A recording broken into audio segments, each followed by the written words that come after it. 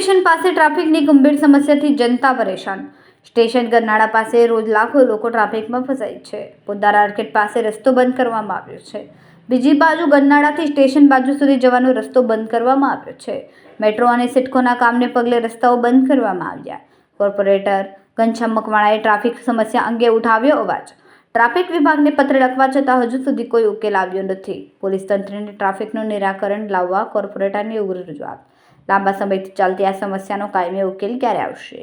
Station વિસ્તારમાં peak અવર્સમાં ટ્રાફિકની સ્થિતિ બેકાબૂ બની મુસાફરો અને વાહન ચાલકો કલાકો સુધી ટ્રાફિક જામમાં અટવાઈ રહ્યા છે। ટ્રાફિક વિભાગના વડાને કરવામાં આવી લેખિત રજૂઆત। લોકોની હાલાકીને ધ્યાને રાખીને તંત્ર વહેલી તકે પગલાં લે તેવી માંગ।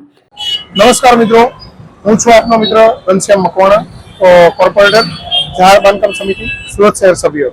મિત્રો, હાલ વરાછામાં ઘણા સમયથી ખૂબ લાંબા સમયથી વરાછામાં જે રેલવે ગરનાળું છે ત્યાં ખૂબ જ મોટા પ્રમાણમાં ટ્રાફિક થાય છે। આ ટ્રાફિકના લીધે ઘણા લોકોને, હજારો લોકોને જ્યાંથી ડેઈલીની અવર જવર કરે છે, આ અવર જવરમાં લાખો લોકો ટ્રાફિકનો સામનો કરી રહ્યા છે। આજે દિવસે ને દિવસે મેટ્રોનું કામ અને રેલવેનું કામ ચાલી રહ્યું છે, માનીએ છીએ, પણ આ ટ્રાફિકથી લાખો લોકો હેરાન પરેશાન થઈ રહ્યા છે।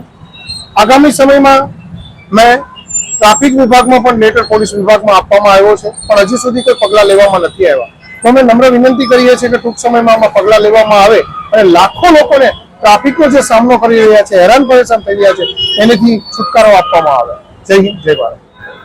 કેમેરામેન હર્ષદ પાટીલ સાથે સુનિલ પાટીલ, સમય મીડિયા ન્યૂઝ, સુરત।